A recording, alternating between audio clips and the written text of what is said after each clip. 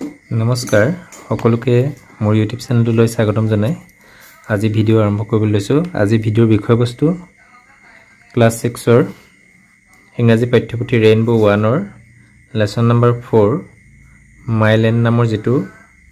কবিতা আছে এই কবিতাটো মই অসমীয়াত বুজাই দিবলৈ লৈছো হেহে ক্লাস 6 ৰ ছাত্ৰ ছাত্ৰীসকলে মনোযোগেৰে ভিডিওটো চাবা বুলি আশা কৰি ভিডিও আৰম্ভ কৰিবলৈ লৈছো মাইলেণ্ড মানে কি হৈছে মাইলেণ্ড মোৰ দেশ এটা কি কৈছে look at the picture and tell your friend what you can see ছবিখনলৈ চাবলৈ কৈছে আৰু তোমাৰ ফ্ৰেণ্ডক কি দেখিছা কবলৈ কৈছে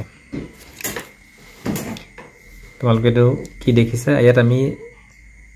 ৰাষ্ট্ৰীয় পতাকা উত্তোলন কৰা দেখিছো আৰু ৰাষ্ট্ৰীয় পতাকাৰ তলত নিশ্চয় ৰাষ্ট্ৰীয় সংগীত পৰিবেশন কৰিছে তাকে আমি লিখিবলৈ পাইছো Tell your friend how you feel when you see the Indian national flag flying high in the sky যেতিয়া আকাশত আমাৰ ৰাষ্ট্ৰীয় পতাকাখন উৰি থাকে তেতিয়া কেনেকুৱা অনুভৱ হয় তোমাৰ ফ্ৰেণ্ডৰ সৈতে শেয়াৰ কৰিবলৈ কৈছে এতিয়া আমি মূল কবিতালৈ let's recite My land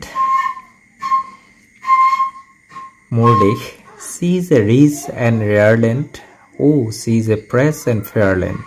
She is a dear and rare land, this native land of mine. She is a rich and rare land. তাই কি কৈছে এখন সহকি সমৃদ্ধিশালী আৰু বিৰল দেশ বুলি কৈছে সি মানে দেশখনক কৈছে কেনেকুৱা বুলি কৈছে সমৃদ্ধিশালী আৰু বিৰল যেটো পাবলৈ নাই তেনেকুৱা নিজৰ দেশখনক কৈছে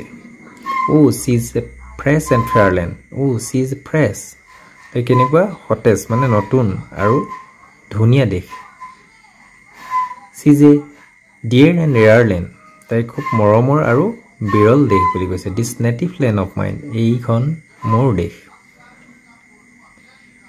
নিজৰ দেশ নে কৈছে এখন মোৰ নিজৰ দেশ কোনে কৈছে কবিগৰাকীয়ে কৈছে নিজৰ দেশখনক কেনেকুৱা কৈছে সহকি আৰু বিৰল দেশ বুলি কৈছে সদায় নতুন আৰু ধুনীয়া দেশ বুলি কৈছে আৰু সদায় মৰমৰ আৰু বিৰল দেশ বুলি কৈছে আৰু এইখনি মোৰ দেশ বুলি কৈছে No man then hers are braver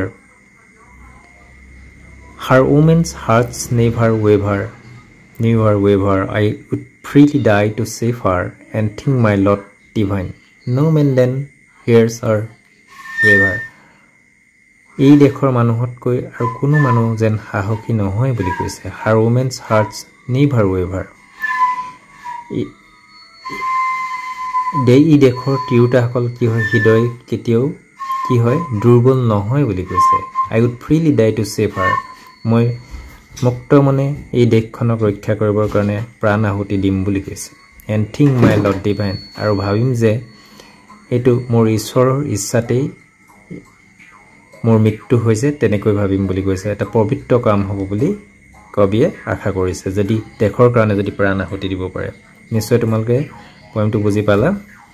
এতিয়া কোনে লিখিছে তো থমাস অসবৰ্ন ডেভিছে লিখিছে তেওঁ কোন আছিল Thomas Osborne Davis was an Irish poet Thomas Osborne Davis এজন আইৰিছ কবি আছিল he was born on October 14 1814 at Mallow Ireland আয়াৰলেণ্ডৰ মেলো নামৰ ঠাইত জন্ম হৈছে 1814 চনৰ 14 October he wrote a nation once again the battle of Fontenoy etc he died on September